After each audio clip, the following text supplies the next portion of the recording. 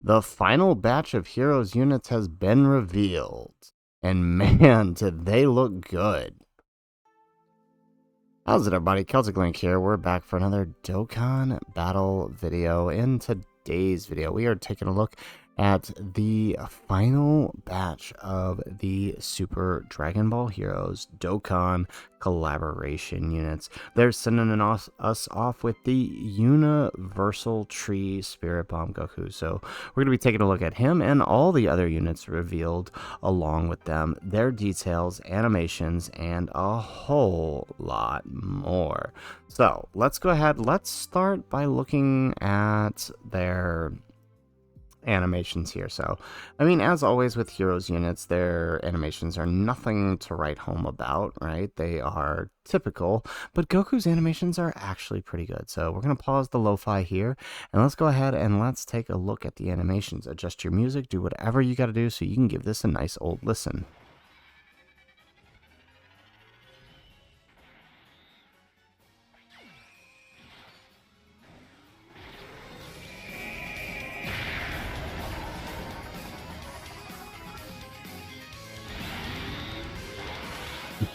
So non-Bardock's animations actually look pretty good, honestly.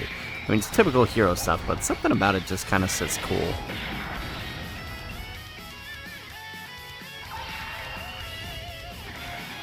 Alright, we got the Demigra Power of Time. Oh, his actually look really nice, too.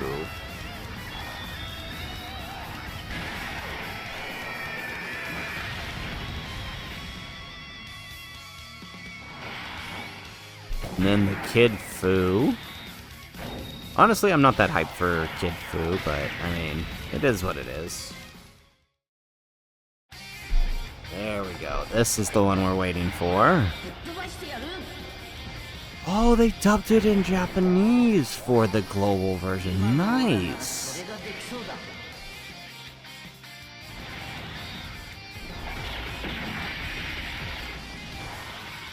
Alright, his animations look alright.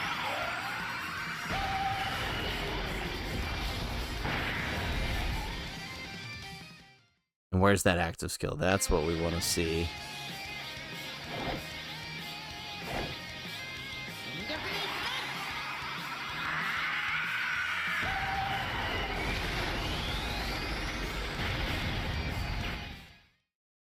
Nice. Wow, those animations actually look pretty good for the Heroes units, especially the Gokus. They did a phenomenal job with that one. So let's go ahead, let's hop on over and let's take a look at their details. So let's start with the Goku here, because he's the, surprisingly, he's the only leader of the bunch. I anticipated them being another leader.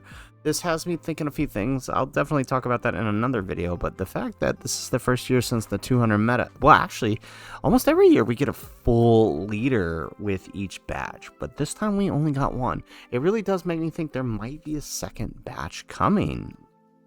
It's very, very interesting. So let's take a look here. So he is Dragon Ball Heroes, Kamehameha, Power Beyond Super Saiyan, attack and defense, HP 170% with 30% to those on crossover. Now, remember in my video about what the team needs, giving Goku Kamehameha gives the Heroes team, and now we know that they are not really that limited to full crossover or full heroes. This gives the team access to the trio for support. So this is kind of one of those things that the team that Heroes needed, right? So actually, I'm really happy with that choice of leader skill.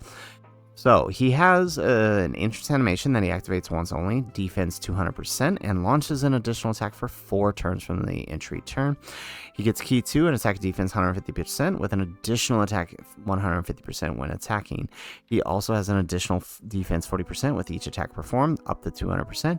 He also launches an additional attack that has a great chance of becoming a super attack, and randomly changes key spheres for of a certain type, STR excluded, to STR key spheres when there are 3 or more crossover allies. Now, it is important that you try to activate that, because when we take a look here at what the full passive is doing, right, or an ally who includes Zeno, by the way, which is basically on cross. I don't understand that stipulation because they're all on crossover, so seems kind of silly, but I guess you could use non-Dragon Ball Heroes crossover characters, but I mean, there aren't many you would consider using at the current moment, but that may change soon. Once you do grab your key spheres, you are getting attack 50% for the rest of battle and a 70% chance to guard for with 3 or more key spheres, and you get 100% and guaranteed guard with 5 or more key spheres, and you get attack and defense 150% for the rest of battle with 7 or more key spheres obtained. Plus, he gets an additional 40% when guard is activated. So here's the thing with this, right? These are additive, right? Because it's for the rest of battle. So that means if you get the 3 key spheres, you get the 100. Or the 50. If you get the 5 key spheres, you get the 100. If you get the 7, you get the 150, right? So it stacks up. Now, if you get 3 key spheres, you've got a 70% chance to guard, and if you get 5, you've got guaranteed. Now, I'm unsure if this resets or if it just continues on from then point on, but regardless, right, you're going, because of him changing, getting 5 with him is probably not going to be a problem in most cases. To add on to all the extra attack defense he's getting already, he's going to be okay, even if he doesn't, because once he activates that guard, he also gets an additional 40% damage reduction. So he's going to be pretty good. He does that active skill we saw, the unyielding fused Kamehameha, can be activated when there is an ally who includes Zeno attacking in the same turn, or from the 5th turn. It massively raises his attack temporarily, causes ultimate damage, and gives defense 30%, and all attacks become critical hits for 1 turn. So honestly, he's looking really good. Maybe not the best heroes unit we've ever had on release, but he's definitely good, and his leader skill alone gives the team access to what it needs to be successful, right? At least the super class variant. I mean, the extreme class variant is basically Slug's team, right? So if you have Slug, you have the extreme class variant of heroes. Unless we're getting something else in part 2 that would give us an extreme lead. But either way, it's still a pretty good leader skill. And if we actually get on over to Halvard's page here, we can take a look at his calcs, right? So with 40% damage reduction and guard, 1.3 million defense post super, it's actually pretty darn good for him, if you ask me. He's going to be doing very, very good.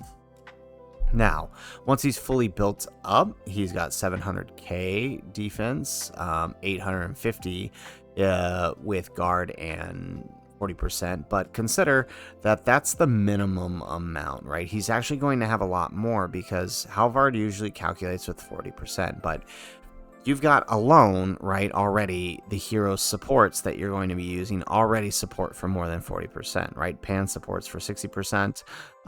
Again, his leader skill gives him access to the trio, which is 77% defense. So, I would take this number with a grain of salt. Combined with guard and damage reduction, though, it's going to be more than enough, all right, to handle things that need to be handled. So definitely liking where this Goku is at. So that brings us to the next character, the Bardock. So this is interesting, right? As I said, Goku is the only lead. So Bardock is a 130 lead, and he is only for 130%. For Super Saiyans, he gets Ki 2, attack and defense 150%, medium chance of performing a critical hit, and an additional attack and defense 100% when attacking. He has an additional 150% attack and chance of performing a critical hit 30% when attacking.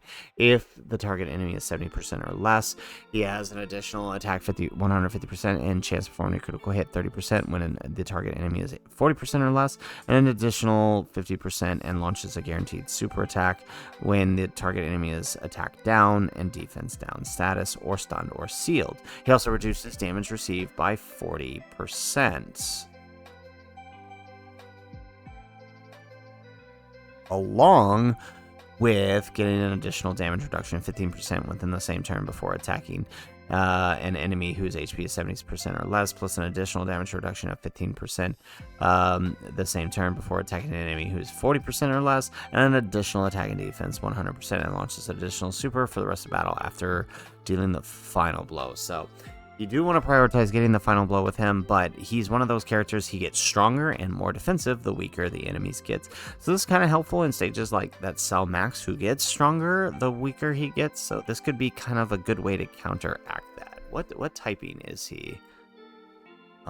He is Fizz. Okay, so maybe not necessarily, but I'm curious to see how this actually plays out, because again, it looks like he wants to be slot 1, but I'm unsure of how his defense is going to be in slot 1. His super attack is stacking, is greatly raising for the turn, so I mean, he's definitely going to be alright post super, but it's that getting that extra before super damage reduction that has me a tad bit concerned. Moving on, we have the Demigra. Demigra is the one that excites me the most because he stands to be a really good option for Slug's team. He's got a key 2 and attack defense 240%. He has an additional attack defense 120% when performing a super attack, and a high chance of performing a critical hit, and reduces damage received by 40%, plus an additional damage reduction 20% if there's another crossover or demonic power ally attacking at the same turn. An additional damage reduction 20. Whoa! So what is that? 80% damage reduction before attacking when all allies are extreme. He has an additional attack 40% with each attack received, and an additional attack defense 120% as the first attacker in the turn. He gives extreme allies 60% attack and chance of performing a critical hit 24% as the second or third attacker in the turn. Interesting. So he's got the full power Frieza effects, right? Where, you know, he kind of gets a lot of his extra defense by being in slot 1. So, wow. Yeah, you know what? That's actually pretty good. Let's see if Halvard, I think he posted the defense numbers, didn't he? There's Kid Fu. There we go. All right. So defense numbers. Okay. So in slot 1 with support, he's looking before attacking 350k. Not a lot. That could cause some problems, but again, 80% damage reduction. Yeah, you know what? That's on par with Frieza. So, you know what? I'll give that, you know, on par for 80% damage reduction with 350k. It's actually not bad. Post super, even better. So, you know what? Yeah, 80% damage reduction is a lot. So, you know what? I'm not mad there. So let's check out then the other characters. We have the Aos here. So Aos is Realm of Gods 130% and attack and defense 120% plus an additional defense 120% when receiving an attack, plus an additional defense 120% when there's another crossover ally in the same turn after when receiving an attack, plus an additional 120% defense and all enemies attack and defense minus 24%. Nice. I like that. I always like that part of passives where they're lowering attack and defense through your passive as opposed to super attack effect. Really helps in situations where you might find yourself stunned or sealed. She also has a medium chance of stunning all enemies at the start of turn with a high chance of evading enemies attack, including super attack, and an additional chance of evading enemies attack, including super attack 10% within the same turn, and an additional attack 60% up to 240. Wow, that's a lot. Up to 240% with each attack evaded. Let's check out the last bit here. There's also an additional all allies key 2 and attack defense 40% plus an additional 24% for crossover allies. It recovers 24% at the end of the turn. Very nice. Okay, so actually pretty good. Let's see. Did Halvar? Well, let's refresh the page. I don't think he calced the calcs for Aos yet, but let's see.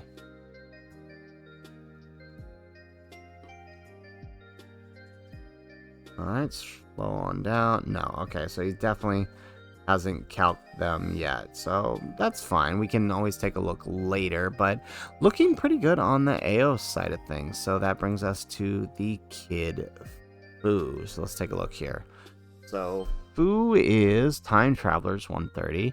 He's got key 2, attack and defense 150%, plus an additional attack and defense 50%, and a chance of performing a critical hit 20% per crossover or Time Travelers ally attacking in the same turn, plus an additional attack and defense 100% when performing a super attack. And launches an additional attack that has a high chance of becoming a super attack. Launches another additional attack that has a great chance of becoming a super attack and reduces damage received by 20% when there's another extreme ally attacking in the same turn or when there's a super class enemy enemy. There's also a chance of performing a critical hit 20% up to 40% and reduces damage received by 20% up to 40%. So that's 60% damage reduction, but what's the catch there? Within the turn with each attack performed. Okay, so post super is when all that's happening.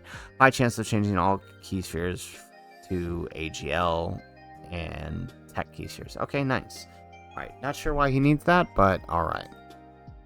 So honestly, pretty good there.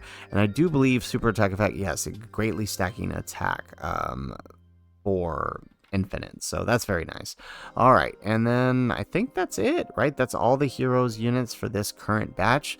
There does seem to be a little bit missing. I wonder if that means there might be a second banner coming. Who knows? Maybe the first ever hero LR coming in a part 2 for the hero celebration. Not likely, but I can definitely say something does feel missing from the celebration. So hopefully we find out soon, but what we got here is definitely good enough. I can't wait to run these guys, especially the extreme units, right? All of them being on Slug's team, aside from Aos, are going to be really good options for that team. So very, very nice here. So one last thing we have here, right? They also tweeted out the details for the Tech Super Easy 8 Beerus. So we want to check those out here, right? Beerus has Key 3, attack defense 160%, attack defense 160% with a 50% chance of performing a critical hit when performing a super attack. Guards all attacks and defense 160% when there's movie bosses, Rebel of Gods, or Explosion Rage ally attacking in the same turn. Attack defense 40% up to 160 with each attack received. Reduces damage received by 30% when HP is 30% or above. Reduces damage received by an additional 30% when 60% or above. Great chance to launch an additional super attack when HP is 60% or above. Super class allies key 2 and attack 30%. Extreme allies key 2 and defense 30%. So, I mean, on paper looks pretty good, right? They're going to be defensive enough, probably like the rest of the Super ECAs. Definitely going to have a home in slot 3 on most of his teams, but not really sure where he's going to slot for the rest of them. Like, I think right now his best team is probably movie bosses. So on Slug's team, I don't really know who you're booting off the team to put him on. He's still a good option, don't get me wrong, but you know, I don't really know who moves off Slug's team in place of him. Same goes for Broly's team, for that matter, because they kind of focus on uncontrollable power. So hard to say there, but does look pretty good for a unit. So we will definitely be doing more with him because I actually have only 55%. So we'll definitely do a full 55% showcase for them. So guys, that is it for the video. That is everything coming with the Dragon Ball Heroes Part 1 campaign, along with the Super Easy 8-Tech Beerus, right? And if you guys like the video, make sure you hit that like button and subscribe to the channel if you have not already. And in the comments down below, let us know, what are your thoughts on the upcoming Heroes units? Honestly, I think they all look pretty good. Combine that with the EZAs that just released, and I think you've got a pretty solid team for this year's meta. And I can't wait to fully test them out. Goku does seem to be one of the best of the bunch, so very excited here. So, guys, that's it for the video.